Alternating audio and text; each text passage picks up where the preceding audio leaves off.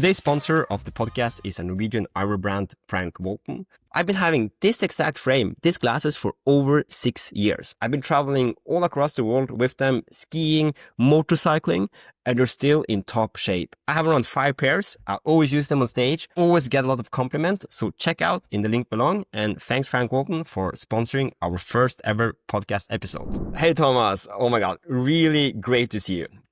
We actually spent the weekend together in Hemsedal with 30 of Norway's top speakers, all there to sharpen our skills and take our speaking to the next level. You're the youngest Norwegian ever to climb all 7 summits, including K2, Mount Everest, which is just absolutely insane. And while you were doing all this, conquering the world's highest mountains, you're also crushing your studies at NTNU and MIT. And I was fortunate to get to know you that weekend. You even gave me a snow kite lesson, which was super fun. Yes. But what really stood out was seeing you on stage. You got this incredible energy, a really unique way of connecting with the people, and that's exactly what shines through your 30 plus 5-star reviews. What also blew me away was the intro video you created for your MC job. It was such a creative way to kick off an event, and we're going to dig into that. But Thomas, really happy to have you here. This is our first podcast episode, and I couldn't think of a better way to kick it off. So yeah, let's go. Thanks. Yeah, it's great to be here. I just came back from the wild of Femundsmarka National Park. Yeah. It's good to be back to civilization. You look great. And we didn't even coordinate, but we were both wearing white. Yeah, great. Yeah. So the goal of here is to share knowledge with other speakers and provide value both to those who are just starting up, they've never been on stage, but also inspire those who've been doing this for a long time. And you made a shift. You made quite a big shift. You went from military life to and climbing Mount Everest to public speaking. What was the real turning point? Like, what pulled you into this world? Was it planned, or did you say yes to an opportunity and grow? Like, how did that happen? Yeah, great question. I think I was lucky in the sense that I kind of randomly stumbled upon being on stage for the first time in my life, essentially. And it was because of my expeditions, for sure. I came back from Everest, and then I had some. Obviously, I was not able with my main sponsor being Lånekassen, being the Student Loan Association of Norway. They were, of course, did not give me enough loan to climb all these peaks by myself. So I understood I need some sponsors. So I had some sport equipment producers from out of Norway, and they helped me to accomplish Everest and climb it together. And then when I came back home, of course, they wanted me to have some gigs and show some material from the climbs, and I did, and it was way outside my comfort zone, and in a sense never been on stage like that before, but always liked to talk. I speak a lot, I hear all the time. That's we all speakers.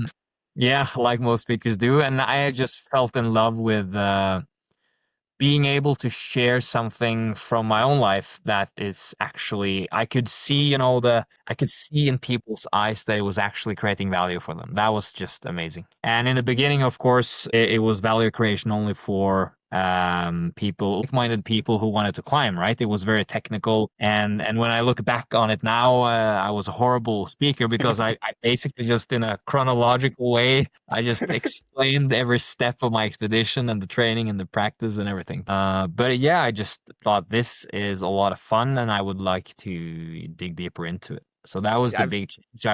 I was lucky enough to test it. That's really cool. I think that's the thing about speaking. It's so fun. We could practically do it for free. We're not, of course, but it's so fun to be on stage and get that adrenaline boost and share knowledge. And yeah, it's a really fun journey. Yes. I'm curious, like a lot of podcasts focus on like how to be good on stage, and we're going to dig into that. But like, I also like to talk about the business aspect. And me and you, we have the same agent, Tarlison. I know we're both very happy and exciting, but me and you had a meeting a few months ago about also how to reach out directly to businesses. How do you get gigs outside of agency? Like, how do you actually work on getting more speaking jobs? Yeah, great question. Yeah. I feel like you're the big salesman amongst the two of us. So I have a lot to learn from you, but at least I really like the personal touch. So I'm the guy who prefers to call. Mm-hmm. I feel like people, especially these days, probably just being drowned in emails, and once in a while I get a positive reply, and often that could, it could turn into a meeting based on an email, and then I can close a job from that. But most of the time I like to just find the right person, and then just cold call them and explain who I am and what I've done. And I think that is for many speakers, we have such to what we do. I mean, we're so specialized and we have such a Yeah. unique backstory and unique personality and all that. So you can kind of, if you get on the phone with somebody and just tell your story or whatever you do, you will hopefully at least be able to get their attention. And then, Yeah. of course, it needs to be a right fit and everything. But that part of it is pure numbers game for me. Yeah. And I just think if you call enough people, it's same with sponsorships. I've many times I've experienced this crazy thing that you can call 100 different sport equipment producers, but then if you randomly stumbles upon the guy who climbed a mountain for the first time in his own life just a week or two ago, he will suddenly be so Yeah. into that. It's random, but it's numbers game. I mean, you have to win if you just do that for long Yeah. enough. Okay. Yeah, I think like if you go back in time, my biggest regret is like I should also have made more calls. Like I think last 12 years I lost out of a lot of speaking gigs just because I didn't pick up enough phones. But if so, what's your perfect client? Like who do you call these days for your speech about setting goals, etc.? Yeah, so actually, my favorite audience is young people for sure. So I try to call a lot of student organizations, and I also have this kind of, I suppose you can almost call them my niche customer in Norway. Is these high school, Folkehøyskole.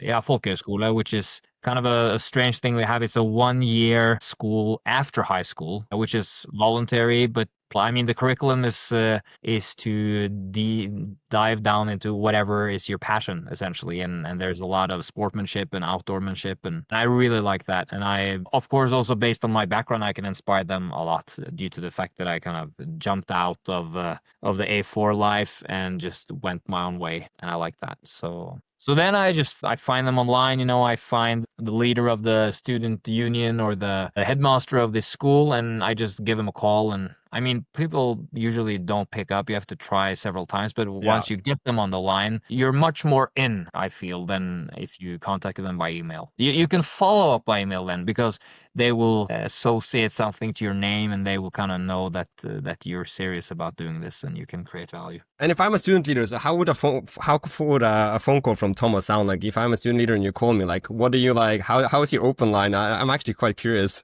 Yeah, you're putting me on the spot now. Yeah, I suppose I say something like, "Hey Max, I'm Thomas, and I'm calling you about a potential speaking gig, or a potential kickoff, or something like this." And then I just try to, in the beginning, I try to always kind of introduce myself and kind of my angle. Who am I, and what do I do? Because people are not used to being called by people who say they are professional speakers, I suppose, either. So I just Yeah. explain a little bit what I do. And then I try to understand them and ask them some open-ended questions like, how do you run your student union? Instead of going for like, do you have a kickoff in August? Because if they don't, then you killed you kill the rest of the conversation. And then I understand their flow, and many times I just feel like this is not going to work out, and I just, yeah, sure, I can send you an email, but I kind of know deep down that this is not going to be a fit. They don't either have the budget, or they don't do things the way that they kind of have to do to be a fit for doing a gig at some point. It's a number game, and speaking of Nils from Tallinn, he's been a guest speaker when we do a 8 week speaker course, and he also says like it's just about building a business and sales. Every speaker, Yes. you just need to. It's a Yes. numbers game. 100 emails, 100 calls, and then Yes. things happen. It's Yes. just like that.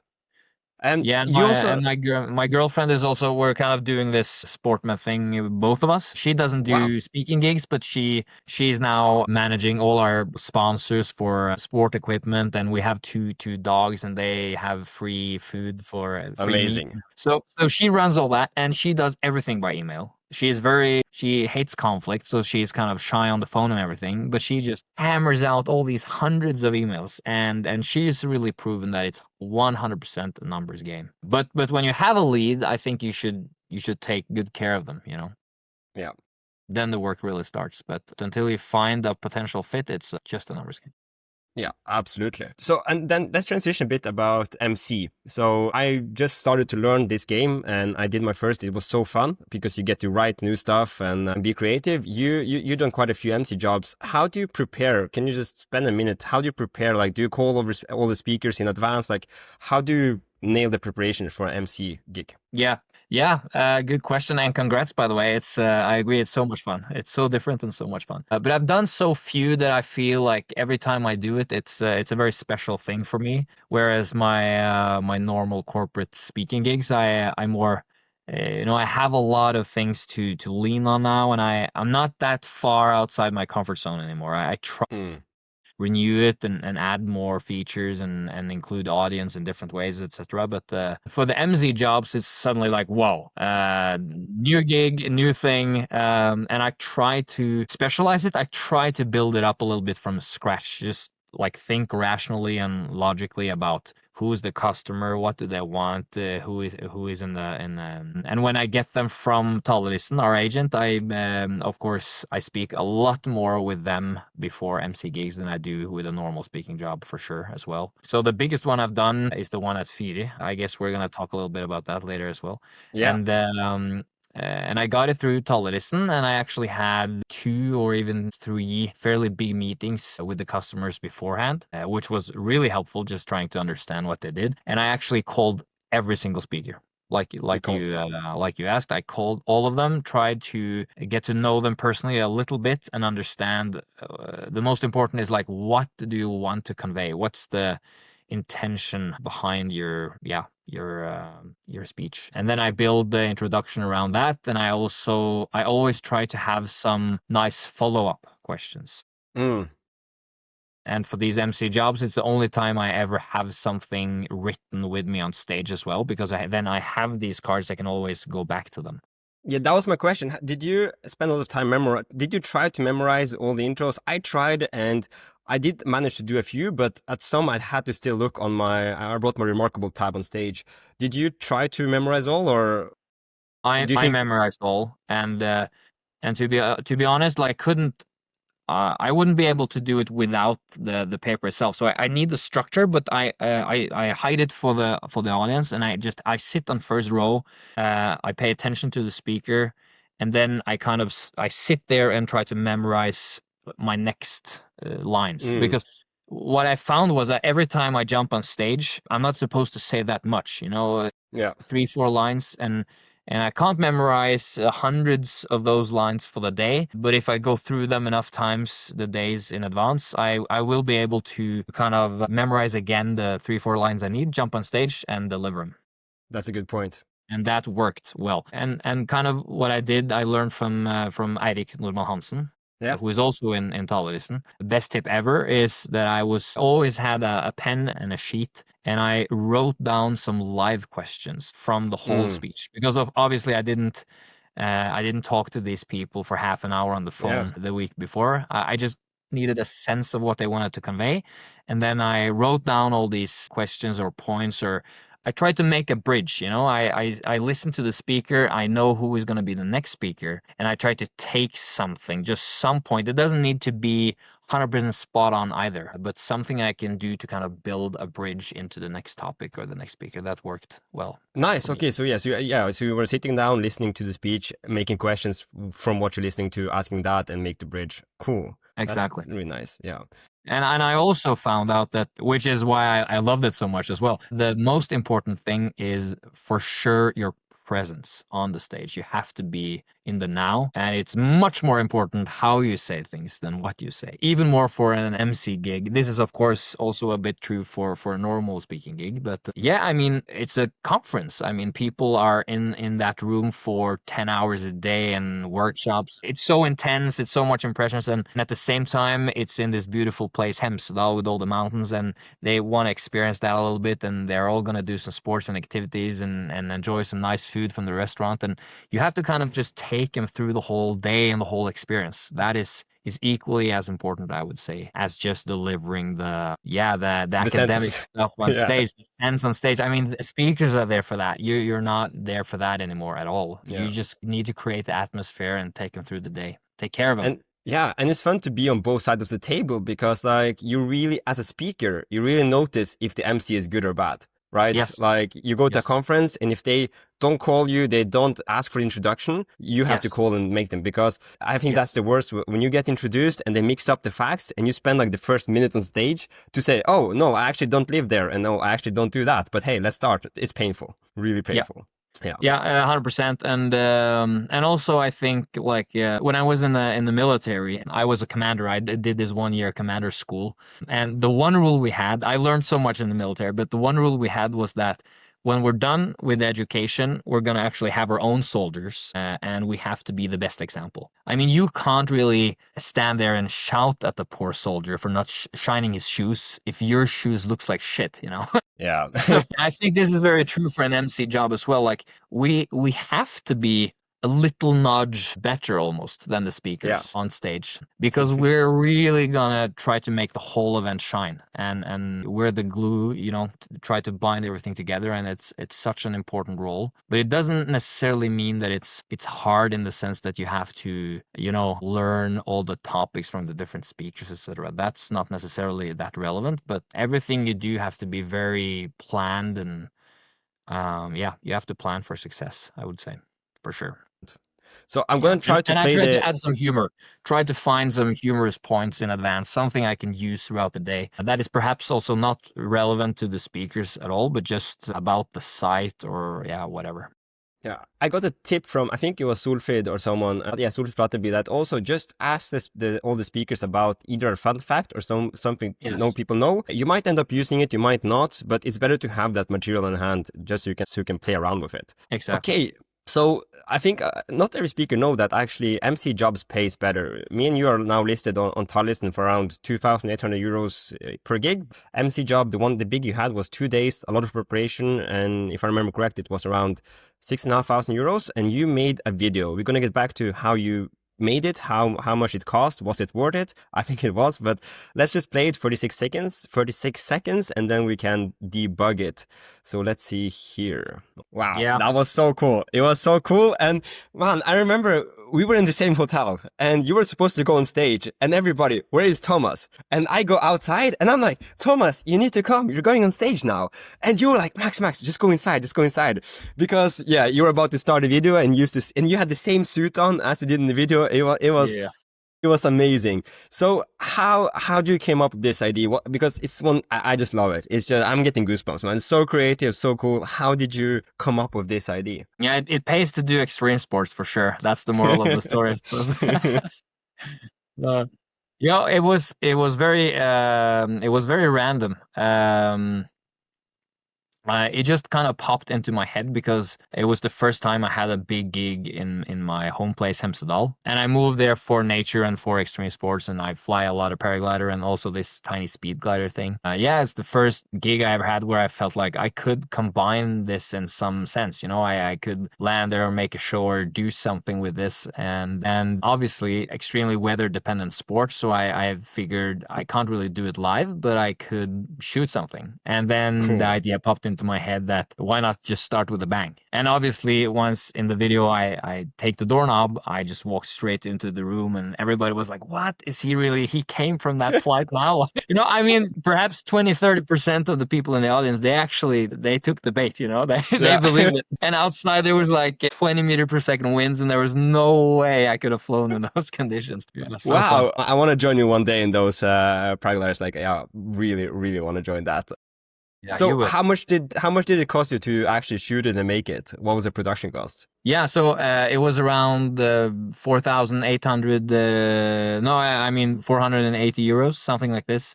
A friend of mine, he's a photographer. He does a lot of these kind of out in the field shots. Mm-hmm. So probably would have been more expensive Yeah. if I didn't know him and stuff.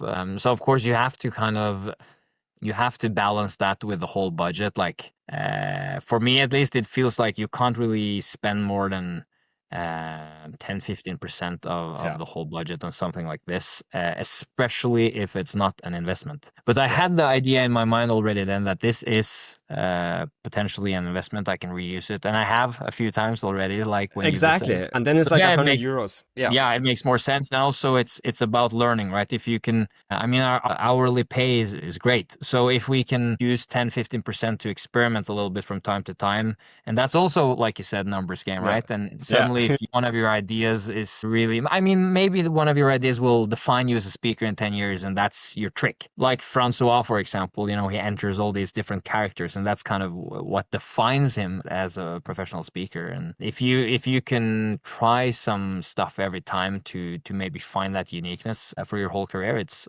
obviously worth it. Yeah, I think every speaker should get in the mindset, as you said, to always invest 10-15% to try out new things, because just get better slides, get better this and that, because if not, Yes. it's really easy to stagnate and just, Yes. yeah. And also on the sales side, and I know I'm sloppy on it. You know, I feel like I just want to conserve all the money from my invoice, and it feels very risky in a sense to kind of spend a lot on marketing, and you have no guarantee of what you're gonna get back, etc. I know you do this perfectly, but still, it's something we have to do. It's far more risky not to build your brand. You as a, I mean, we are the product, and you have to get it out there for sure if you Yeah. want to make it. I want to invite Holver Håkerud for our podcast, because he is the only speaker I've seen that actually run Facebook ads for his public speaking Yeah. for conferences, and that's I find very interesting. And he's fully booked. But like, for when you go into the meetings, you mentioned you do the call, you do the meeting.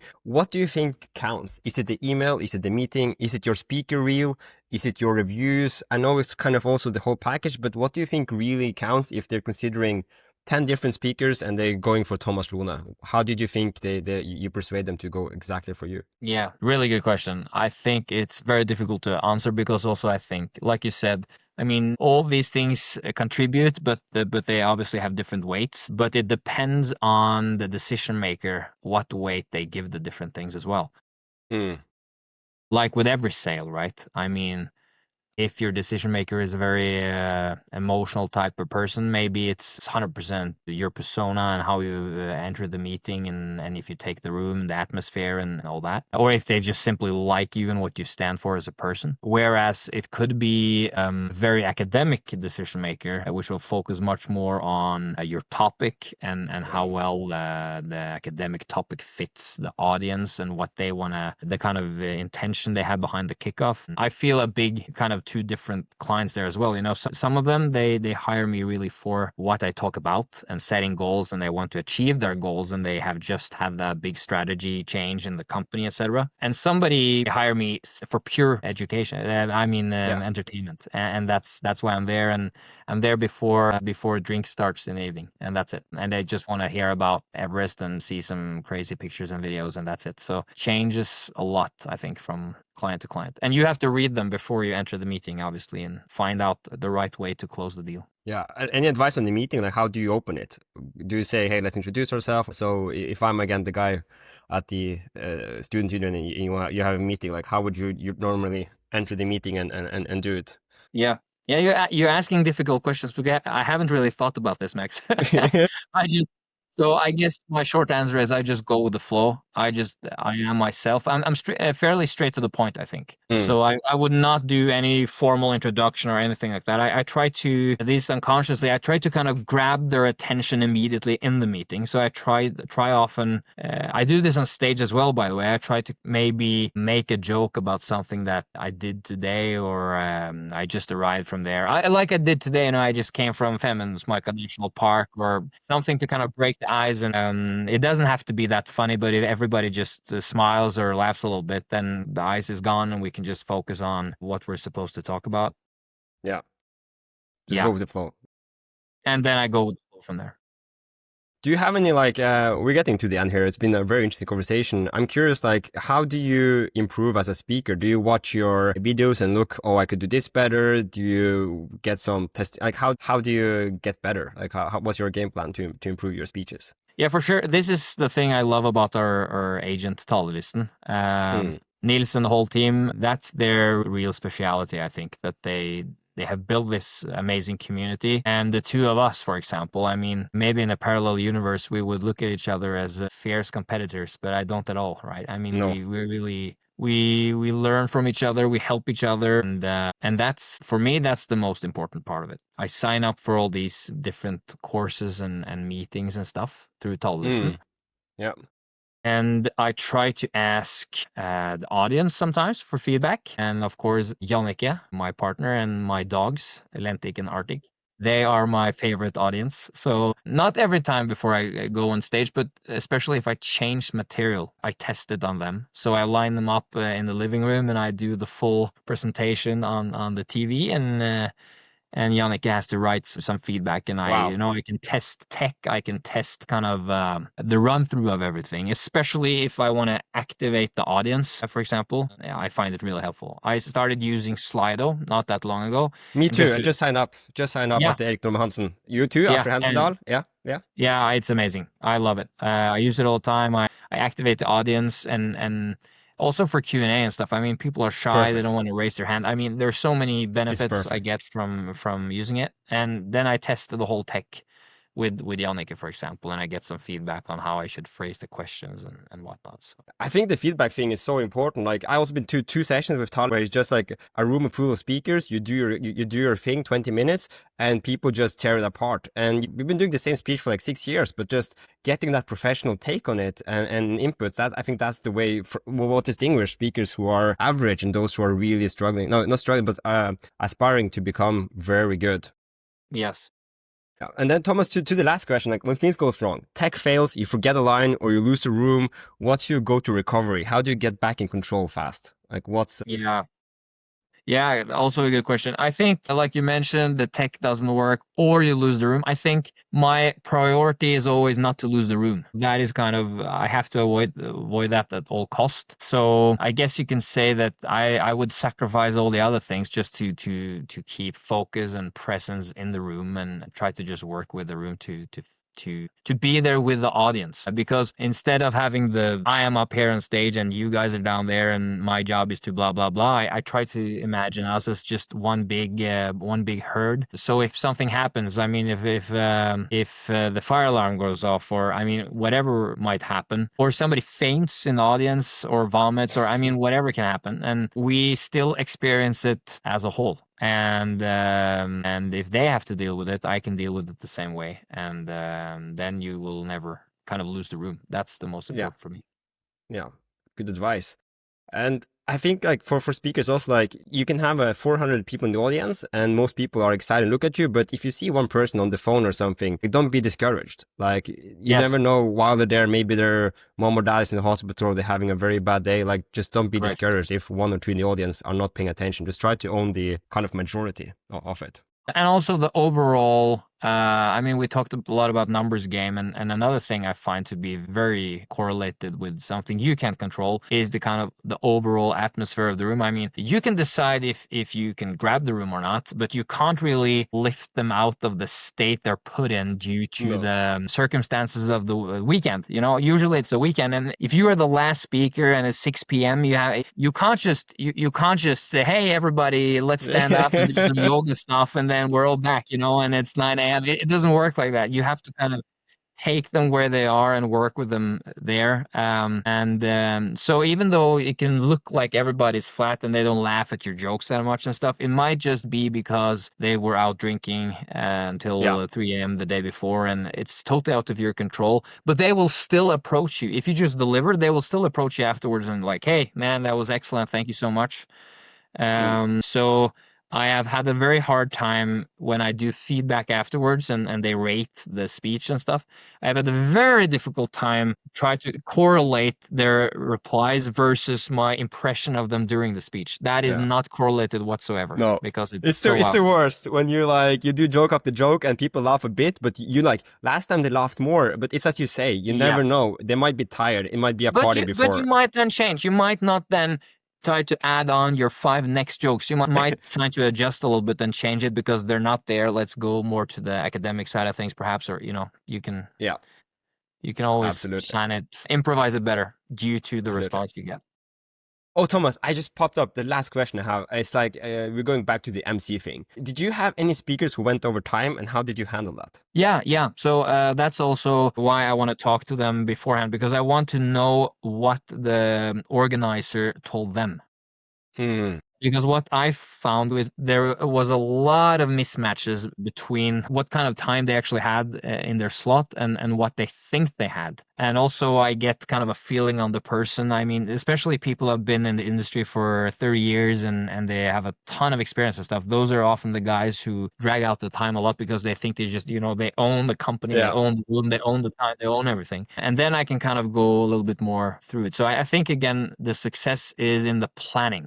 It's Yeah. difficult to be on the watch and stuff. You could do this and kind of Yeah. signalize we have to move on and stuff, but it would be extreme for me to kind of interrupt a speaker on stage and try Yeah. to kind of influence that way. I would rather try to give myself the feedback. If one of my speakers go crazy over time, it's a feedback not to them but to me, and I've done a shitty planning job. Yeah. Yeah. It's good feedback. Well, It's your Thomas, responsibility to give them give them an expectation, I suppose. yeah. Thank you so much for joining. Enjoy your day with your parents-in-law and your dogs and your partner. And I hope in the winter we catch up and go with the paraglide thing. Paraglide is the correct word? Yeah, paraglider. Yeah. Yeah. We I will. can't wait. You bring your skis, or we can run off the hill or whatever, and we will go Yeah. fly Let's run together. out the hill. I'm down. Yeah. I'm down. Thanks Awesome. so much, Thomas. Awesome. It's been so fun. Okay. Have a great weekend. Cheers. Ciao.